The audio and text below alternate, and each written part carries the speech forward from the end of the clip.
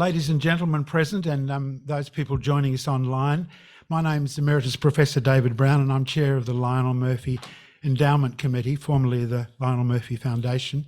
And I'd like to open proceedings by acknowledging the traditional owners of the land on which we meet, the Gadigal people of the Eora Nation, and pay my respects to their elders past and present, and extend that respect to all Aboriginal and Torres Strait Islander people present here today.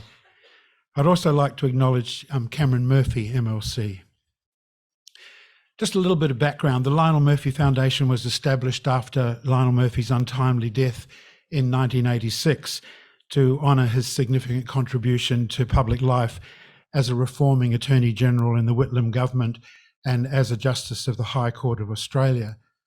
The legal reforms advanced in his period as Attorney-General are too many to list. In retrospect, it was we can look back on a burst of progressive law reform which we've not seen the like nearly 50 years later.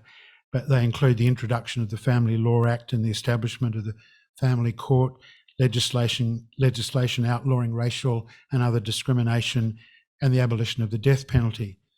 And his incisive judgments on the High Court include his prescient evisceration of the conviction of Lindy Chamberlain and his evocation of Oscar Wilde in Neil Against the Queen, and the famous words, "Mr. Neil is entitled to be an agitator." The initial trustees of the foundation included Gough Whitlam, Don Dunstan, Neville Wran, Harry Messel, Manning Clark, Michael Coper, Ray Geetzel and Jocelyn Scutt, and now include many previous Lionel Murphy scholars, some of whom are here tonight.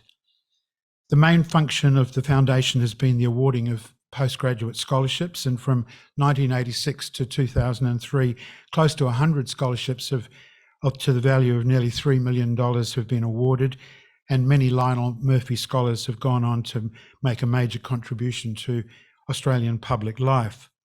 Unfortunately, the fund has now been exhausted and the last scholarships were awarded this year, and the foundation will be wound up next year.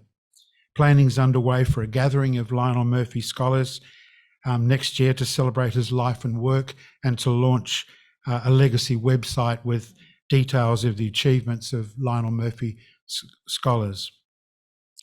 The second major activity of the foundation has been to hold an annual lecture, and past lecturers have included distinguished speakers such as Bob Hawke, Michael Kirby, Noel Pearson and Pat Anderson. So it's fitting that this, likely the very last Lionel Murphy lecture, is to be delivered by another outstanding Australian on an issue of such huge significance to the future health and well-being of the nation as the forthcoming Voice referendum. And I call upon Professor Sean Brennan, himself a previous Lionel Murphy scholar and a member of the Lionel Murphy Endowment Committee and the lead organiser of this lecture, to introduce tonight's speaker, Professor Megan Davis. Thank you.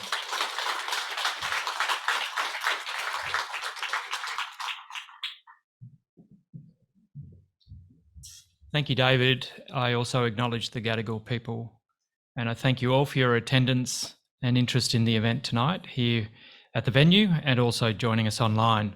It's my honour to introduce our speaker tonight for the 2023 Lionel Murphy Memorial Lecture. It is indeed timely as Australia closes in on the holding of the first referendum in the 21st century to alter the wording of the Australian Constitution, that this lecture, in the name of one of the giants of law reform in Australia, Lionel Murphy, is being given by Professor Megan Davis.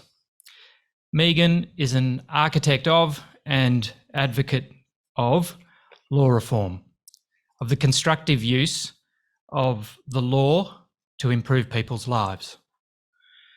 As a long-term colleague of Megan's at UNSW Law and Justice, I've had the opportunity from many different angles, I guess, to observe Megan's enormous efforts on so many fronts to bring greater fairness and justice into Australian society and our system of governance through law reform. Her steadfast commitment to seeing through the difficult path of reform to its conclusion is just one of the many obvious things about Megan's sense of service and her values. It's a telltale indication of the length of this particular journey towards a voice referendum that it was in 2020, already several years after the Uluru Statement from the Heart was delivered to the Australian people, that the Lionel Murphy Foundation first lined up Megan to give this memorial lecture on the topic of structural and constitutional reform.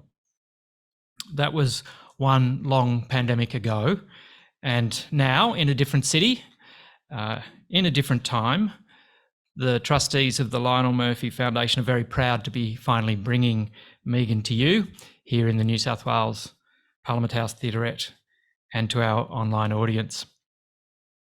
Megan's biography reveals the formidable contribution and versatility she's shown as a leading figure in Australian public life over the past decade.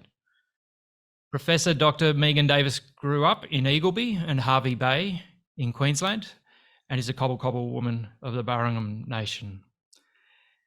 And to start with her university roles, she's the Pro-Vice-Chancellor Society at UNSW Sydney, as well as the Balnaves Chair of Constitutional Law, a Professor of Law, and Director of the Indigenous Law Centre, all at UNSW. But we by no means have her all to ourselves at the university. One whole world for Megan in her professional life is as a leading international lawyer, globally recognised for her expertise in Indigenous rights. That's reflected in her service following an election by the United Nations Human Rights Council to the UN Expert Mechanism on the Rights of Indigenous Peoples, based in Geneva, for 2 terms from 2017 to 2022. Prior to that, she was elected by the UN's Economic and Social Council and served for 6 years as an expert member and chair of the UN Permanent Forum on Indigenous Issues at UN headquarters in New York. Here in Australia, Megan is an acting commissioner of the New South Wales Land and Environment Court, a fellow of the Australian Academy of Law and a fellow of the Australian Academy of Social Sciences. It would be remiss, of course, not to mention another of the circles in which Megan moves at a very senior level, the world, or perhaps out of respect for the events of the past weekend and David Brown's own fervent commitments, I should say the universe of rugby league. Megan is a commissioner on the national governing body, the Australian Rugby League Commission, a director on the Cowboys Community Foundation Board, and a commissioner for the Western Australian Rugby League Commission. And finally, in the field of law and policy reform, Megan was a commissioner on the Queensland Commission of Inquiry into Youth Detention Centres in 2016, and was the chair and author of Families Culture, an inquiry into New South Wales Aboriginal out-of-home care between 2017 and 2019. Most relevantly to tonight, of course, Megan commenced careful work in designing the deliberative process of 2016-2017 that culminated in the Uluru Statement from the Heart many years ago now. It built on years of careful work as a public lawyer on the issue of constitutional recognition, including as a member of the expert panel appointed by the Gillard government more than a decade ago. Against that background, and through her courageous leadership with Pat Anderson AO of that deliberative process in 2016-17, and her unceasing advocacy of the reform agenda that emerged from Uluru in 2017 ever since, Megan has carved out a national reputation as a leader for this historic process towards 21st century law reform. I'm honoured to introduce to you, to give the 2023 Lionel Murphy Memorial Lecture, Professor Megan Davis.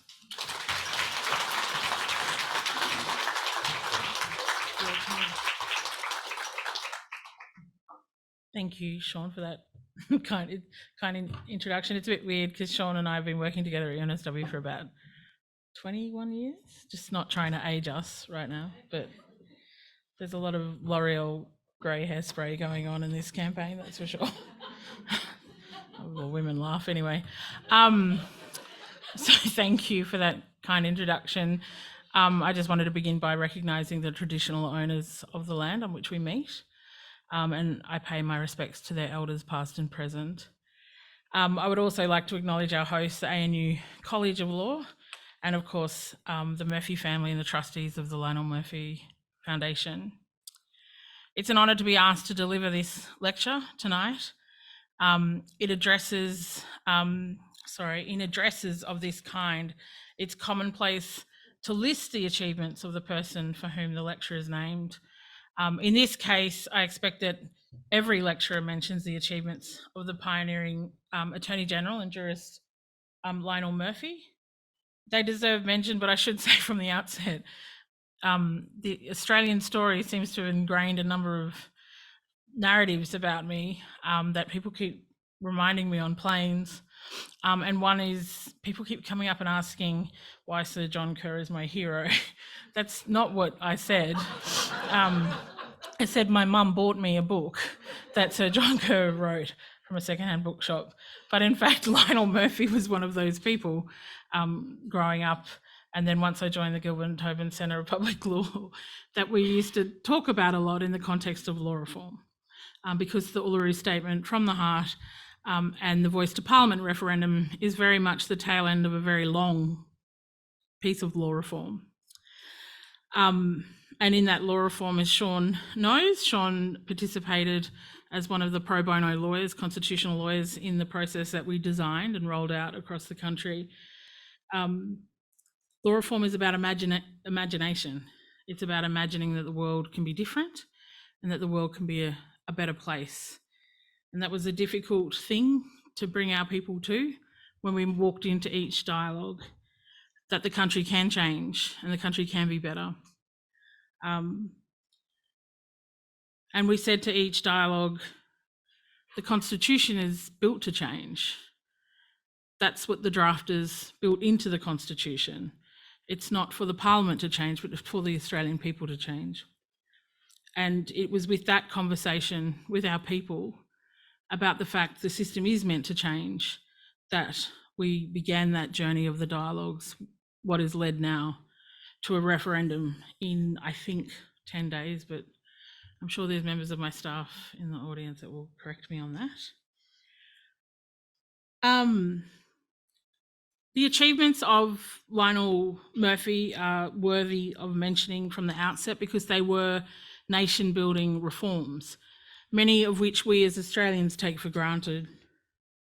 While Attorney-General, he introduced or took a leading part in establishing many things, the Family Law Act, the Trade Practices Act, and the establishment of the Australian Law Reform Commission. And in introducing the Law Reform Commission Bill into Parliament in 1973, he said that the government is concerned to see that the system of law under which people live is responsive to the social needs of our time. As a person deeply involved in public life, Lionel Murphy thought and spoke about the great potential of Australia.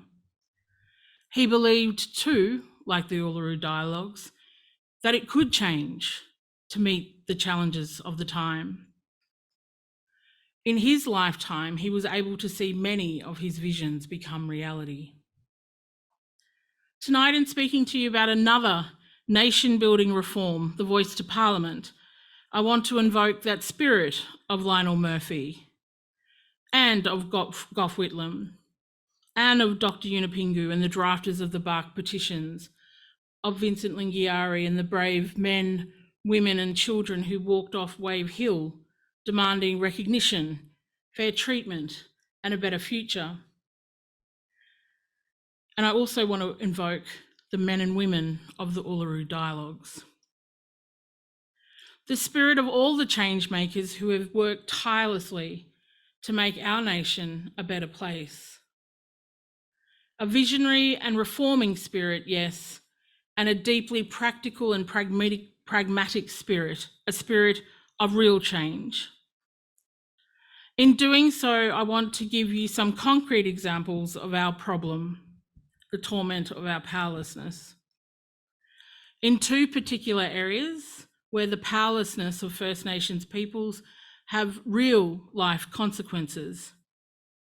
In justice, where incarceration blights lives and communities across Australia, and in health, where preterm birth imposes dramatic disadvantages on Indigenous Australians from the very start of their lives. Second, I want to share with you some of the independent and expert evidence about how a voice to Parliament would change these problems for the better by giving our people a say on matters that directly affect us and by holding politicians and bureaucrats to account. And finally, I want to reflect on the Uluru Statement itself and its meaning for all Australians in the remaining days of the referendum campaign. Sorry, I played for the Penrith Panthers the other day and I'm a bit... At least I got a laugh. I didn't play for the Warriors. I wouldn't be thirsty then. Sorry, that was a real sledge. I'm sorry. Consider what our justice system does to Aboriginal people. It is not a new topic. 12 years ago in 2011, here at the 25th Lionel Murphy Memorial Lecture, the Honourable Robert McClellan, then the Commonwealth Attorney-General, addressed what he called the national shame that is the overrepresentation of Indigenous Australians in the criminal justice system. McClellan's address, in turn, mentioned Justice Murphy's comments. 31 years ago in Crown and Neil, he noted that in 1982, Indigenous Australians, despite making up only 1% of the population, comprised 30% of the prison population.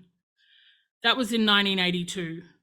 By 2011, when Robert McClellan was speaking, Indigenous peoples accounted for 26% of the prison population. And in 2022, last year, Indigenous Australians accounted for 32% of the prison populations. McClellan and Murphy were hardly the only ones to notice the problem. Over the years, as we know, there have been a litany of reports, inquiries, and agreements in this area. To name just a few, the Royal Commission into Aboriginal Deaths in Custody, the Royal Commission into the Protection and Detention of Children in the Northern Territory, the Australian Law Reform Commission's Pathways to Justice, Queensland's Commission of Inquiry into Youth Detention Centres, the New South Wales Parliament Select Committee on the High Levels of First Nations People in Custody and Oversight and Review of Deaths in Custody, and of course the Closing the Gap agreements themselves, which contain socio-economic outcomes aimed at reducing adult incarceration and youth detention. These are just a few, and there are many more. Yet over the carriage of 4 decades, and despite all these reports and commissions, after all those case studies and the programs, the problem is getting worse. This is not to dismiss the work that is done in these areas. There is no doubt initiatives can and do have positive impact in individual cases. But I do call a lot of these approaches and a lot of these mechanisms lipstick on a pig. Many of these reports contain sound recommendations which have never been implemented, some of which governments have never ever responded to. As Tony McAvoy, Senior Counsel, has observed, there seems to have developed a culture of reporting in lieu of doing. The work in this area has not changed the status quo. It is not getting better. These statistics tell plainly of communities, of families in desperation and despair in a country as high income, as wealthy, as educated, as creative as Australia. It is not good enough. There is no sustained pressure. That is why politicians and bureaucrats get away with it. They get away with it because they can, because there's no one to keep them to account. Consider how the health system serves our people, and an especially important example of the gap between the health of Indigenous and non-Indigenous Australians is the rate of preterm birth. I hear people talking about Indigenous peoples taking responsibility, but no one is responsible for being born preterm. In ways utterly beyond their control, our young people start a long way back from the pack, from the very first days of their lives, at the starting line of their life, they begin behind. Our Aboriginal and Torres Strait Islander babies are approximately 1.6 times more likely to be preterm than non-Indigenous babies. Preterm birth is birth that occurs before 37 weeks. It is the leading cause of harm and death for children under 5. Not only is preterm birth an important contributor to childhood disability and death, it is also associated with preventable chronic disease later in life.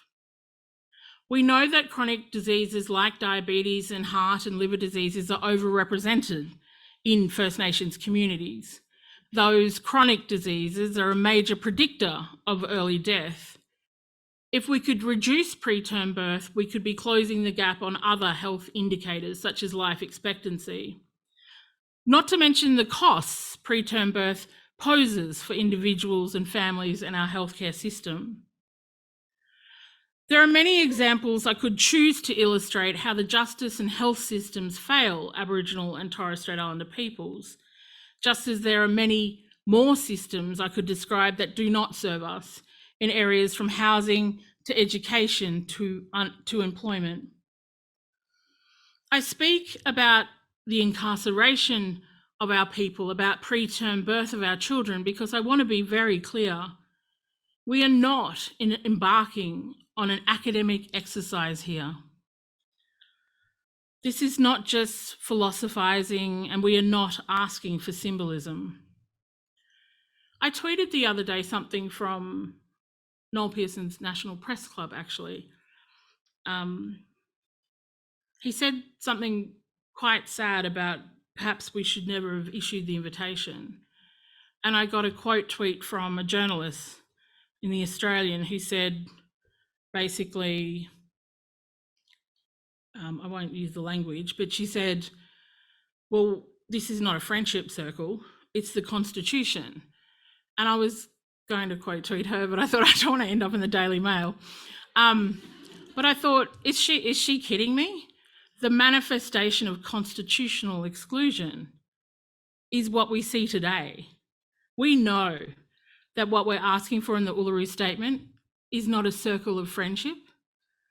Our people have suffered under the exclusion that was set up in the Australian Constitution.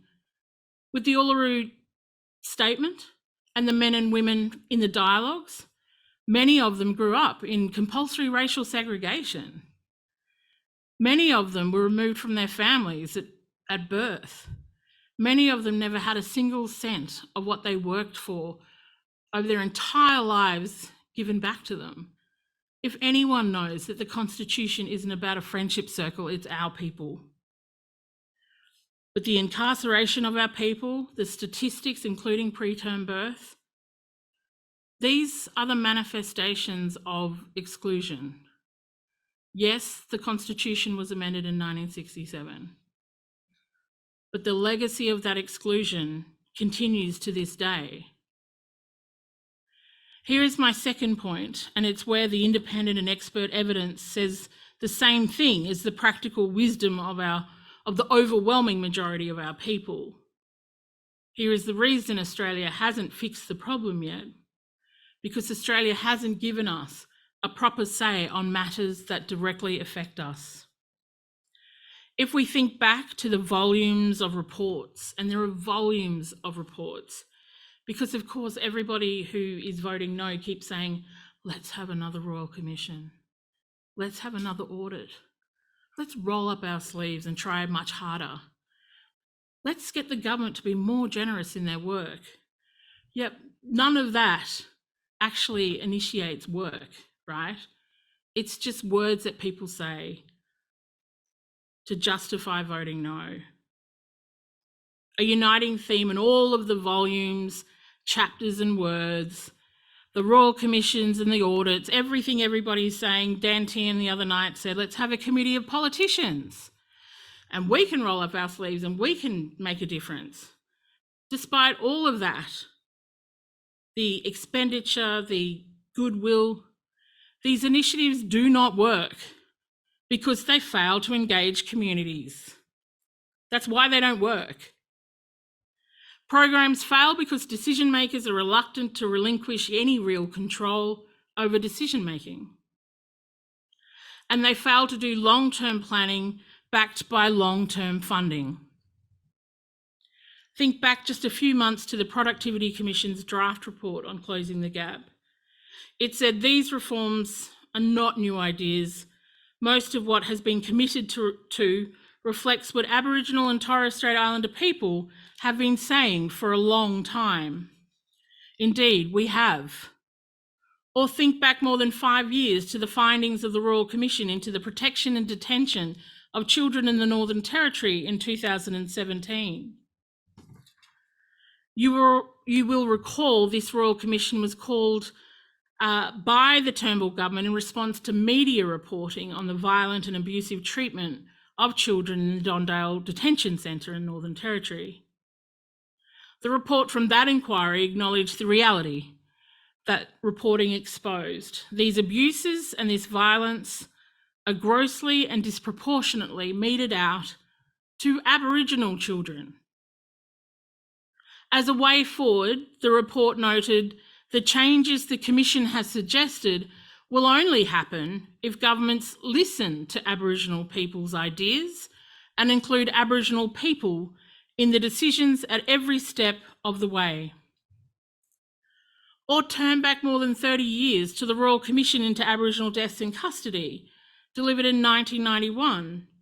If Australians can, in a spirit of justice and humanity, accord Aboriginal people the freedom to determine their own future and provide them with the resources that are necessary to overcome the handicaps they suffer as a result of what has happened in the past, there can be hope. But also the Royal Commission said the government would be doing non-Aboriginal society a service. The resolution of the Aboriginal problem has been beyond the capacity of non-Aboriginal policymakers and bureaucrats. I think all Australians agree with that. The Royal Commission said it's about time they left the stage to those who collectively know the problems at national and local levels. They know the solutions because they live with the problems. This is 30 years ago. The independent expert findings over 4 decades stretching back to the last century, they're enduring, they are insistent. The problems in the justice system cannot be solved without listening to Aboriginal people first. The same is true of the experts who have looked at our health system. As health professionals, they witness firsthand the disparity between Indigenous and non-Indigenous Australians. They also see the signs of possibility and they know the stories of hope. If I can use the example of birthing in our community model, it was a partnership in Southeast Queensland between 2 Aboriginal community-controlled health organisations and a Brisbane maternity hospital. Key components of their program, Birthing in Our Community, included Indigenous governance, a co-design service, local leadership, and an increased Indigenous workforce. In other words, they listened to the Indigenous voice. And what happened? Over 6 years, from 2013 to 2019, the model reduced the proportion of preterm births almost to parity with non-Indigenous babies. It saw an average cost saving of $4,810 per mother-baby care. It was more effective and less costly than standard maternal care. Modelling estimated that replication of this model across the country could reduce the number of First Nations babies born preterm each year by almost 1,000. This would lead to long-term health expenditure savings of more than $86 million. This is listening. This is self-determination. It works.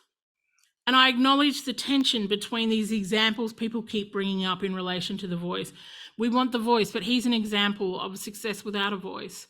But these successful models, these successful case studies are few and far between. And I've mentioned before what we're hearing from the no camp, the reasons why people say you don't need a voice because you've got these examples of success. And on the other side, they're saying, oh, all you need to do is roll up your sleeves.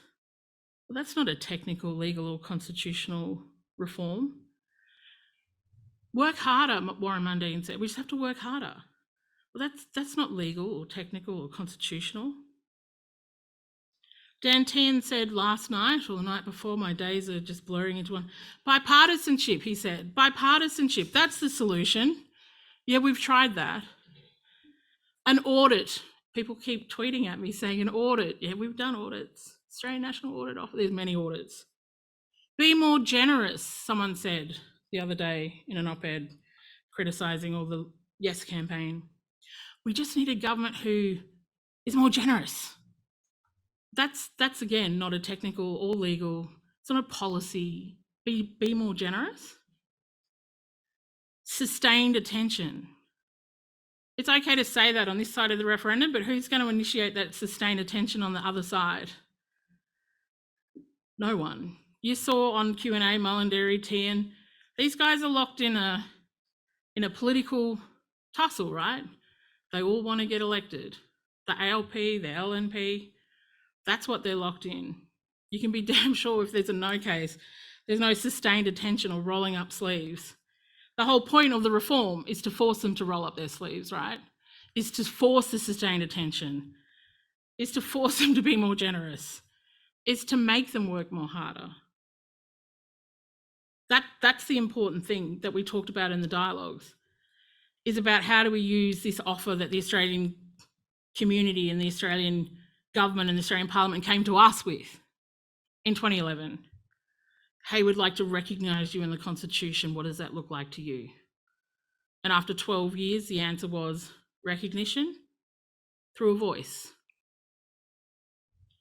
The voice could help to secure the reliable, sustained funding that is essential to ensure First Nations community-controlled organisations like the health sector in this example can accelerate progress in health improvement. The voice will be able to make constitutional representations to governments about the removal of the barriers which could see this reform coordinated and applied more broadly to drive better health outcomes and save public money. Because Dan Tehan, sorry, not to pick on Dan Tehan, but last night he said the problem wasn't government, the problem is tiers of government, apparently. We've got multiple layers of government. But we've been a federation for a very, very long time. Yeah, the tiers of government are not the problem. If they knew how to fix up the issue with the tiers of government, they would have done it by now. So it's no wonder that the Australian Medical Association and 125 of Australia's leading medical organisations agree. Last week, they stated their confident belief that the voice will enhance government decision-making about matters that affect our people, ultimately improving health outcomes. No wonder the justice system expert reports agree. Listen to Aboriginal people's ideas. Include Aboriginal people in decisions. This is where the Uluru Dialogues came in. A comprehensive and deliberative process held in 2016 and 2017 across this country, where mob were asked the question, what does meaningful constitutional recognition look like? It was a process which saw each of the 12 regional dialogues prioritise as meaningful recognition a voice to Parliament. Yeah, an enhanced role in the participation of Australian democracy. They didn't choose treaty first. They chose participation in Australian democracy. This is the origin of the voice. It came from the heart. It comes from a need to be listened to be taken seriously, to be given power to chart our own path and decide our own destinies. It comes from a desire to put into practice what these experts have recommended. It's been sad about the campaign in that the Uluru Statement from the Heart and the men and women from communities who participated in it have been ridiculed and pilloried and belittled. But they held a really earnest belief in Australian democracy, a belief in the power of voice, a belief in Australian democracy, a commitment to a civic exercise of constitutional reform and constitutional agency. It comes from a simple truth. When you listen to people who experience the problem that you are trying to solve, you get closer to solving it. This is the simple power of the voice. It can offer up to the Parliament and the Executive the direct experiences of our people and our ideas and our wisdom. It can hold governments to account for the promises that they make. It can ensure that when money is spent, it goes to the right place. It's spent on the right things and it's done in the right way. And we say all Australians stand to benefit from this. We all have skin in the game. And so we are here, October 2023, days away from the opportunity for the most significant reform of most Australians' lifetime. One that is modest but profound. One that marries a long overdue recognition of Australia's First Peoples and the constitution of this nation, together with a practical mechanism for change. One that requires a national vote in about 11 days, I think. Some of the public debate has been pretty bitter and demoralising, and it has had a huge impact on our community, and especially our Jarjums, our young people. But we still have faith, despite the polls. We still have faith in our ability to get along and to reach agreement. We still have faith in our people and our powers of persuasion and diplomacy that can make the voice work. Our mob have done this work now for 2 centuries. Patience, advocacy, listening, talking among mob, talking to power, respecting other points of view, compromise, and slowly building momentum for change. Process. That's the really important thing that sits at the heart of the Uluru Statement from the Heart and the Voice to Parliament. Process. We did it in the dialogues, we did it at Uluru. Despite the horrors of Aboriginal history, and many of you would know from the Uluru Statement, it's contained in the Referendum Council report, a story that's called Our Story. And what we've done is pull together the quotes in all of the Butcher's paper from our people about history and the things that have happened to our people, because that's the conversation that need to be had, because before we could move on to constitutional reform.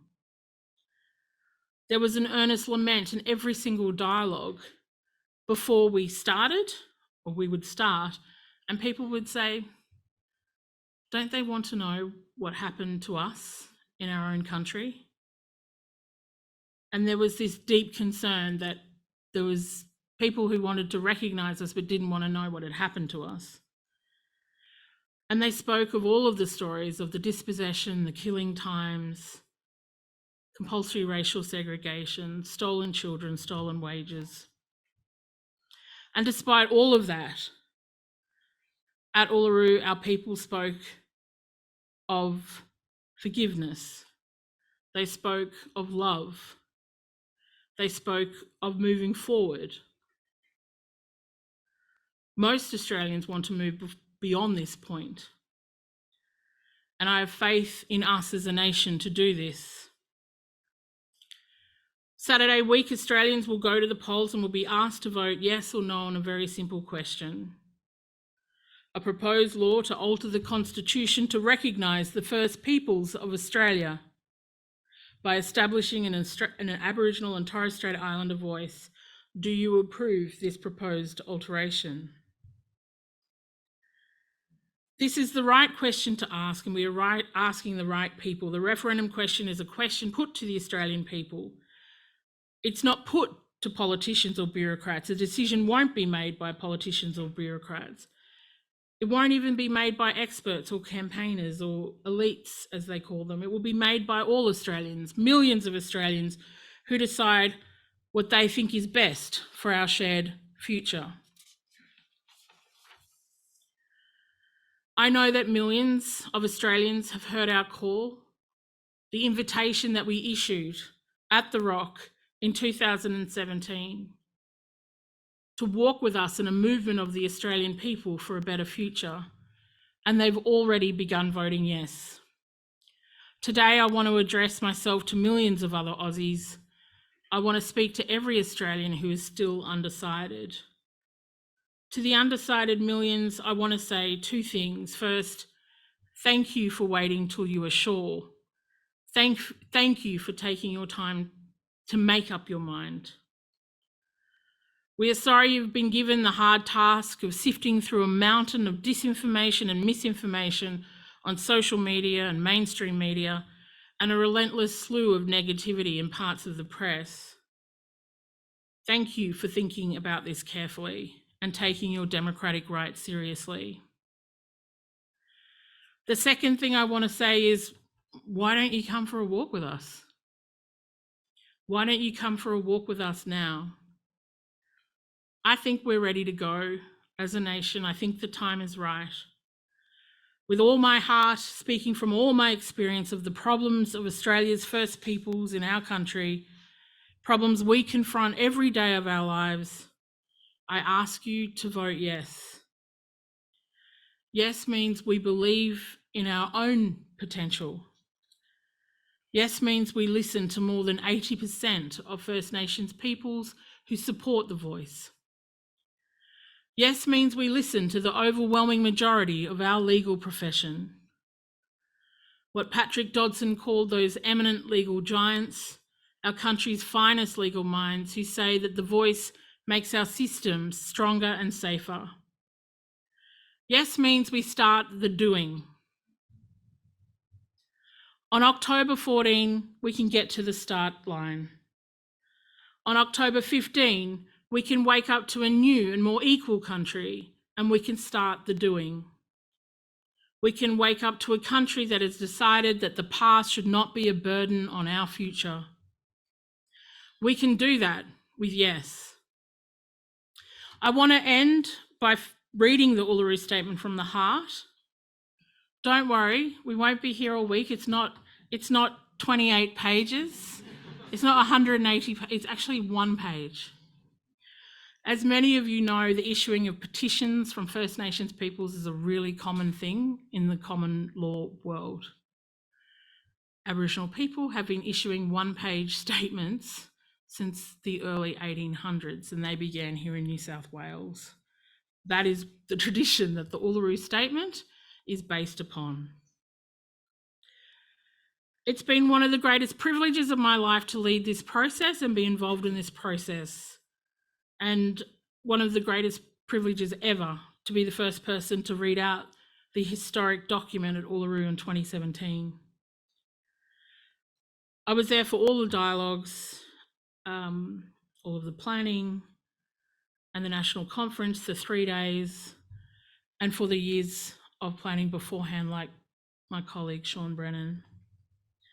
This is a document which imbues a profound love of our country and a profound faith in the Australian people. Never not believe that. Our people sat there after a long period of deliberation and said, we're not going to issue this. We're not going to do the bark petition thing. We're not going to do the petition and put it on a bark painting. We're just going to stand up without the painting, without the bark anything, And we're just going to read it out to the Australian people. Let's read out to them a logic as to why we think this is important. We will issue it as a hand of friendship, as a sign of love, as a roadmap to peace. I know this has been belittled and joked about on Sky News and other media sites, but nothing could be further from the truth. This was an earnest statement from our people that despite everything that has happened to them, they wanted to respond with love. Our old people at Uluru, our elders, chose to issue this as an invitation to you, the Australian people, not to government, not to politicians, but to you. Despite our history of dispossession and the painful manifestation of that in our contemporary lives, after all of it, we have never lost faith in the essential goodness and decency of the Australian people. We are asking you to meet us here at the Rock and walk with us. We did the work that was asked of us. We have the answer. All you need to do is say yes.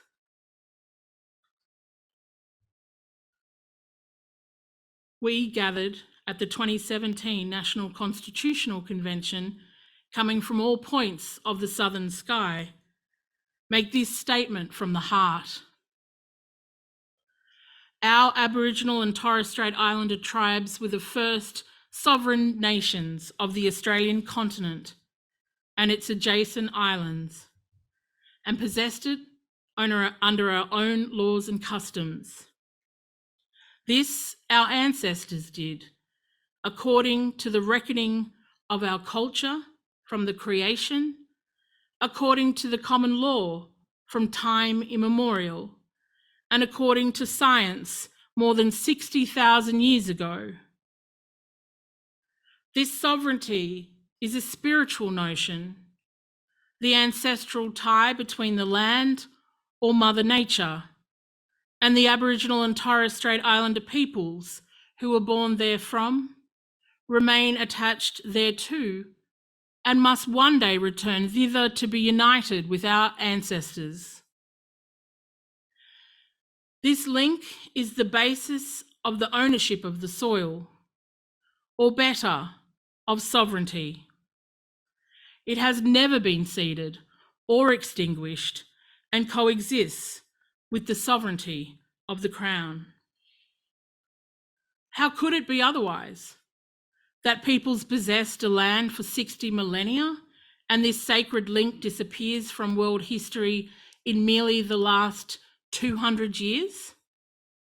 With substantive constitutional change and structural reform, we believe this ancient sovereignty can shine through as a fuller expression of Australia's nationhood. Proportionally, we are the most incarcerated people on the planet. We are not an innately criminal people.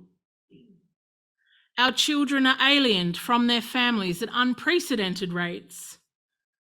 This cannot be because we have no love for them. And our youth languish in detention in obscene numbers. They should be our hope for the future. These dimensions of our crisis tell plainly the structural nature of our problem. This is the torment of our powerlessness. We seek constitutional reforms to empower our people and take a rightful place in our own country. When we have power over our destiny, our children will flourish. They will walk into worlds and their culture will be a gift to their country. We call for the establishment of a First Nations voice enshrined in the Constitution.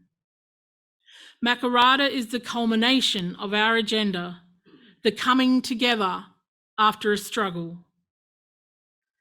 It captures our aspirations for a fair, and truthful relationship with the people of Australia, and a better future for our children based on justice and self-determination.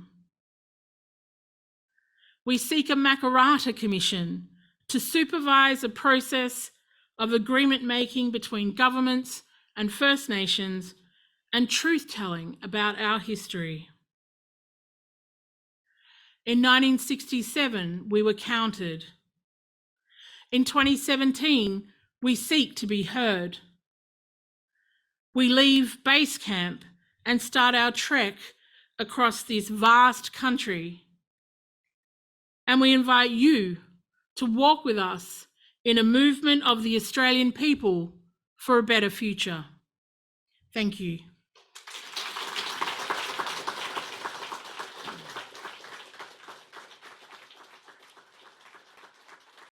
Thank you, Megan.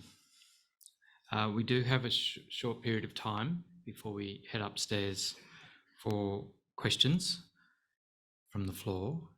I'll also be keeping my eye here online.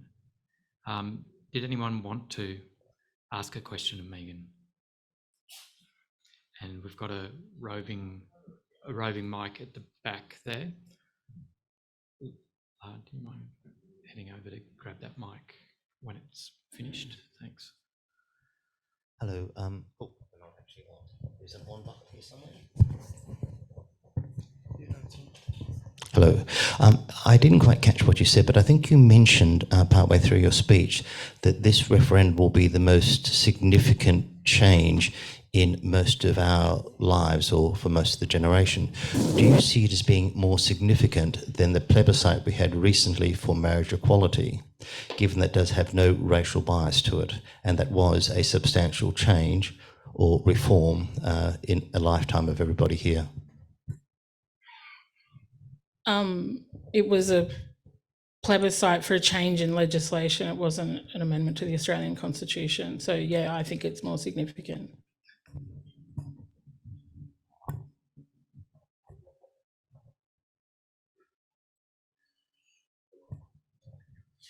If this question's out of line, just let it go.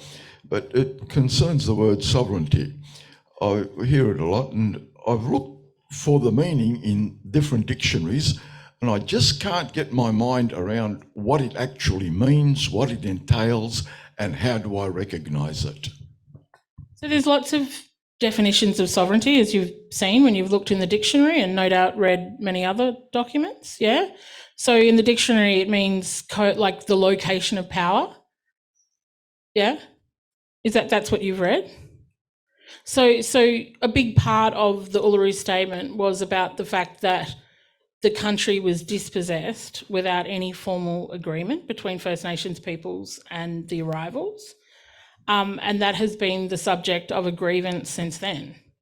And a very large proportion, if not all, Aboriginal people would like some recognition of that dispossession and what it means that there was no recognition of the sovereignties that existed on the Australian continent prior to the arrivals.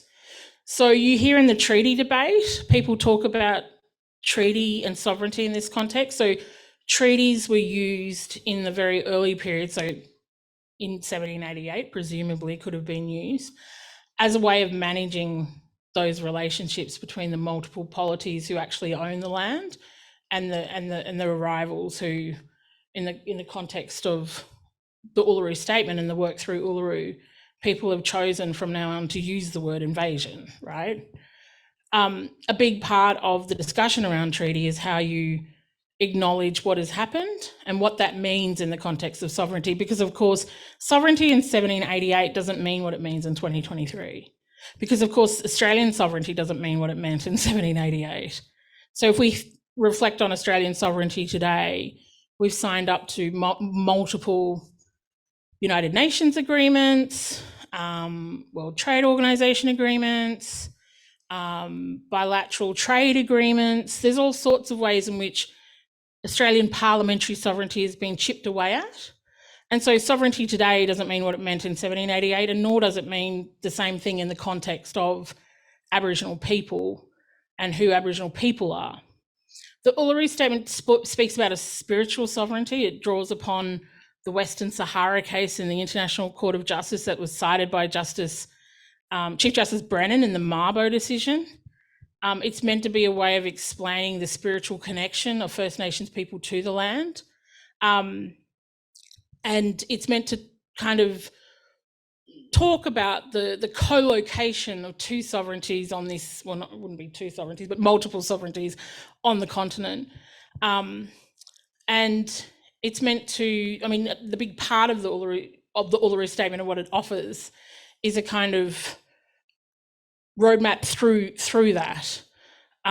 Because of course people have high expectations that treaty means some sort of 1788 agreement, but it's not going to be, because all treaties, by the looks of it, across the continent, across the Federation, will be ordinary acts of parliament, meaning whatever is decided or negotiated in a treaty, it's going to require political agreement, which means Labor, the LNP, the Greens, like a whole parliament's going to have to agree on that treaty.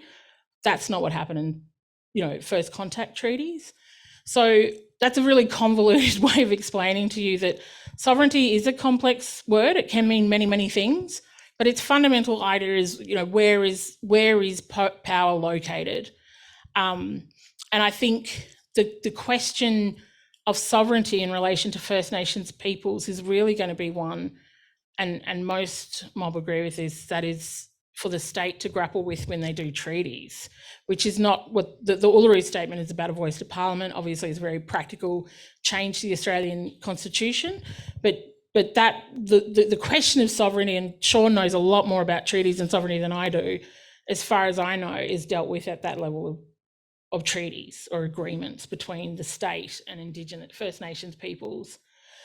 So it's not always easy to understand what sovereignty means. For our people, we say we retain our sovereignty. Sovereignty is something that is in you. It's a part of you. It's part of you and your culture and your country. And we say it doesn't matter what anybody does. Nobody can take your sovereignty away from you. It's always here. So the Uluru Statement kind of emphasised that really important spiritual notion of it, although there are some that prosecute a different idea of sovereignty. But the Uluru Statement really is very much about the bringing together of all of our peoples and the multiple polities that make up First Nations Australians under Australian democracy. That's what it's about. It's about coexistence. No worries.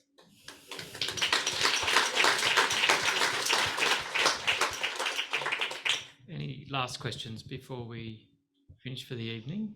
Thank you.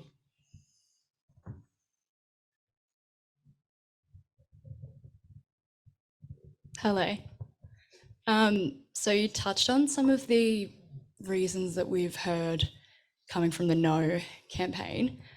I guess what I just wanted to hear your thoughts on was, in my view, some of the most compelling things we've heard come out of the No campaign are from other Indigenous people who say that while in theory a voice to Parliament sounds excellent in that people will be consulting the people that these policies will go on to affect, but they say they don't have any faith or confidence that it will actually lead to better outcomes for Indigenous people, and that there's no actual obligation on people in Parliament to take this advice on, not just, as you say, and you spoke quite extensively about how people in Parliament have just ignored various recommendations and advice that has been made for decades.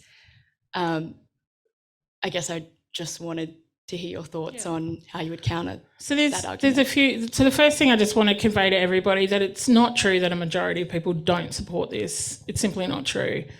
It's just the way that it's been managed by mainstream media and misinformation, disinformation, is that the very small minority of mob, and yes, they are all over Instagram and TikTok. I mean, it looks like a lot.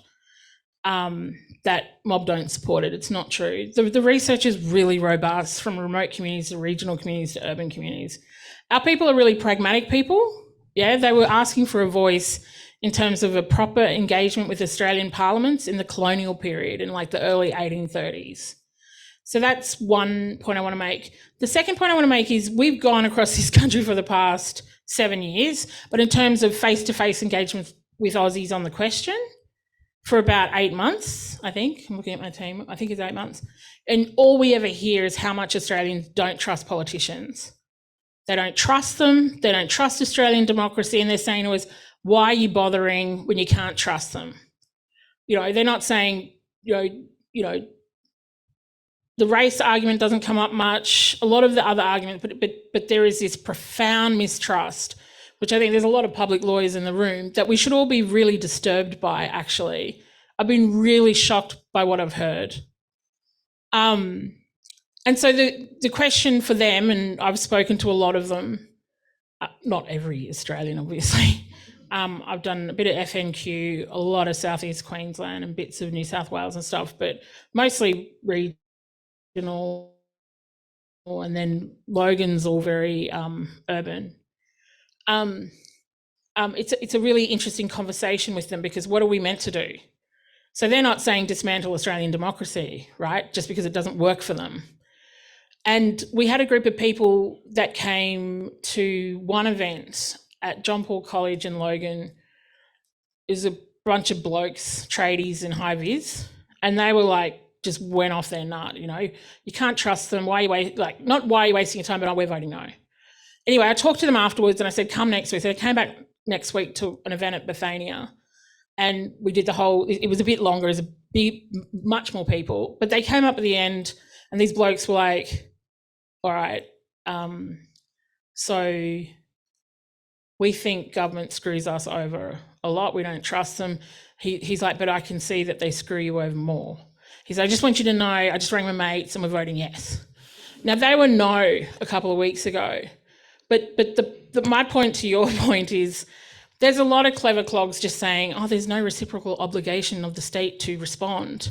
Yep, well, you know what? We've hit the tolerance or the threshold of what Australian legal and political systems will tolerate. We have hit the threshold. So it's not perfect. It's not. But there's a few things that we say that are important to kind of mitigate the concerns that you've raised, that your Aboriginal colleagues and stuff have raised, right? The status quo is worse, yeah? No is no progress. Like, no is like waking up on the 15th and Labor's still in charge and the LNP, and they're just going to move on, yeah? Because they're just eyeing off the next election. So the status quo is nothing for us. There will be no progress. That is the fact. And the nation will have endorsed that. I'm not saying that in an anarchy way. I'm saying it will be endorsed. That's why Albanese won't legislate for a voice, because it will be an endorsement of the Australian people for the status quo.